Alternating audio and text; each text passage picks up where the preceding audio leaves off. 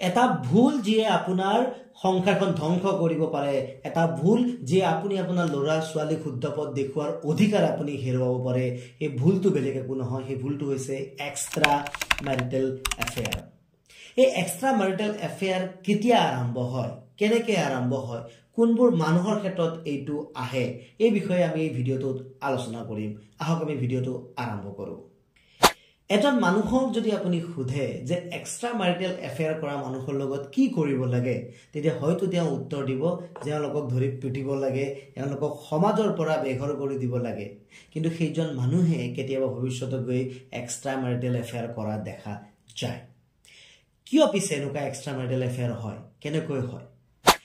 যেহেতু প্ৰতিজন মানুহে জানে যে এক্সট্ৰা মেৰিটেল এফেয়াৰ কৰাৰ ফলত মানুহৰ কি কি লোকচান হ'ব পাৰে, ঘৰখন কেনেকৈ ধ্বংস হৈ যাব পাৰে, ল'ৰা ছোৱালী কেনেকৈ বিপথে পৰিচালিত হ'ব পাৰে, ইমানখিনি কথা জনাৰ পাছতো নিজৰ ঘৈণীক বা নিজৰ হাজবেণ্ডৰ লগত বিশ্বাসঘাতকতা কেনেকৈ কৰিব পাৰে, নিজৰ সন্তানৰ লগত বিশ্বাসঘাতক কেনেকৈ কৰি এটা অবৈধ সম্পৰ্ক গঠন কৰি তুলিব পাৰে। ৰাইট, আপোনালোকেও চাগে এই কথাষাৰ বহুতবাৰ ভাবে, কিন্তু ইয়াৰ বেকত কিছু সায়েন্স, কিছু সাইকোলজিৰ কথা আপোনালোকে বুজিব লাগিব। এজন মানুহে এক্সট্ৰা মেৰিটেল এফেয়াৰ তেতিয়া কৰে যদিহে সেই মানুহজনৰ হ্যাপিনেছ কাৰেণ্ট লাইফটোৰ পৰা কমি যায়। বৰ্তমান তেওঁ যিটো জীৱন জীয়াই আছে সেই জীৱনটোৰ পৰা যদি তেওঁৰ হ্যাপিনেছ কমি যায় তেতিয়া, আৰু সেকেন্ড কথা হৈছে যদিহে তেওঁৰ নিজৰ ওপৰত সেলফ কন্ট্ৰলটো কমি যায়।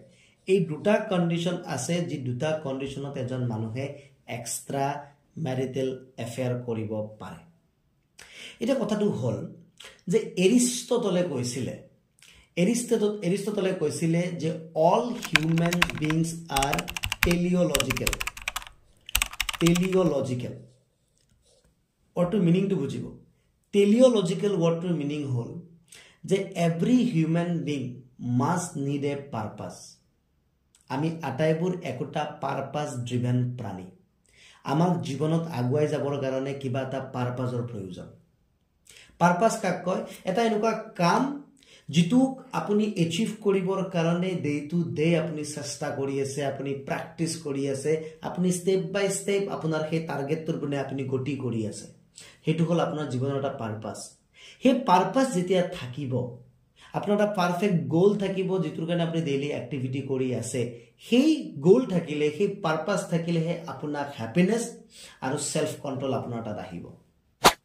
এতিয়া আপোনালোকে চাব কেনেকুৱা মানুহৰ এক্সট্ৰা মেৰিটেল এফেয়াৰ বেছিকৈ হয়, যিবোৰ মানুহৰ তাত ফ্ৰী টাইম বেছি থাকে, যিবোৰ মানুহৰ তাত আকৌ আপগ্ৰেড কৰিবৰ কাৰণে একো নাথাকে। এজন সাপোজ লেডি যাৰ বাচ্চা 1 বছৰ বা ম্যাক্সিমাম 2 বছৰ, সেইখিনি এজৰ লেডিবিলাকৰ এক্সট্ৰা মেৰিটেল এফেয়াৰ নহয়। কিয়? কাৰণ সেইখিনি সময়ত তেওঁলোকৰ টোটেলি এটা পাৰপাস থাকে সেই বাচ্চাটোক ডাঙৰ কৰাৰ। আৰম্ভ হয় যেতিয়া তেওঁলোকক স্কুল দিয়া হয়, তাৰ পাছত তেওঁলোকৰ লাইফত ফ্ৰী টাইম আহি যায়। যদি কোনোবা এজন লেডিৰ জীৱন এটা পাৰপাস থাকে, মই জীৱনত এইটো লেভেল এচিভ কৰিব বিচাৰিছো, মই এইখিনি কাম কৰিব বিচাৰিছো, সেইটো লেভেল যাব বিচাৰিছো, তাৰ কাৰণে ডে টু ডে লাইফত মই ট্ৰাই কৰি আছো, প্ৰেক্টিস কৰি আছো, নিজকে ইমপ্ৰুভ কৰি আছো, সেইজন মানুহৰ কেতিয়াও এক্সট্ৰা মেৰিটেল এফেয়াৰ নহয়। হাজবেণ্ড যদি এনেকুৱা হয় যে এটা সাপোজ গভৰ্নমেন্ট জবত সেটেল হৈ আছে, 3-4 বছৰ পিছত অটোমেটিক্যালি কিছু ইনক্ৰিমেন্ট হ'ব, অফিস যাব লাগে, কাম কৰিব লাগে, নিজৰ আৰু এক্সট্ৰা গ্ৰোথ কৰাৰ কোনো ধৰণৰ ইচ্ছা নাই, সেইজন মানুহৰ এক্সট্ৰা মেৰিটেল এফেয়াৰ হ'ব পাৰে। যদি এনেকুৱা এটা বিজনেস আছে যিটো ফুললি সেটেল হৈ আছে, মই অফিস গলেও অফিস নগলেও তাৰ পৰা আৰ্নিং আহিব, মোৰ তাত বহুত ফ্ৰী টাইম আছে, মই মোবাইল চাই সময় কটাই আছো, সেইজন মানুহৰ এক্সট্ৰা মেৰিটেল এফেয়াৰ হোৱাৰ প্ৰবাবিলিটি বহুত বেছি আছে।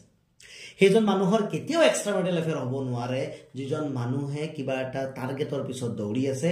কাৰণ যদি আপোনাৰ তাত এনেকুৱা টাৰ্গেট আছে যিটোৰ পিছত আপুনি দৌৰি আছে, সেই পাৰপাসটোৱে আপোনাক হ্যাপিনেছ দিব আৰু আপোনাৰ ওপৰত ফুল সেলফ কন্ট্ৰল দিব।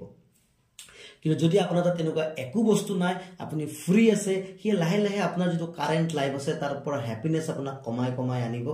প্লাস আপুনি যিমান হ্যাপিনেছ কমি আহিব, ব্ৰেইনে ডোপামিন বিচাৰিব, আৰু যেতিয়া ব্ৰেইনে ডোপামিন বিচৰা আৰম্ভ কৰে, আমি অটোমেটিক্যালি নিজৰ ওপৰত কন্ট্ৰল হেৰাই যাওঁ।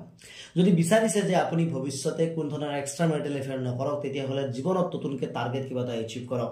হেলথৰ ক্ষেত্ৰত হ'ব পাৰে, ফিটনেছৰ ক্ষেত্ৰত হ'ব পাৰে, ফাইনেন্সিয়েল ক্ষেত্ৰত হ'ব পাৰে, প্ৰফেশনাল লাইফৰ ক্ষেত্ৰত হ'ব পাৰে, পাৰ্সোনাল লাইফৰ ক্ষেত্ৰত হ'ব পাৰে, বাট কিবা এটা টাৰ্গেট ৰাখক আৰু সেই টাৰ্গেটটোৰ পিছৰে দৌৰক। তেতিয়া আপোনাৰ অটোমেটিক্যালি আপোনাৰ ব্ৰেইনটো এইবিলাক বস্তুবোৰ আঁতৰি থাকিব।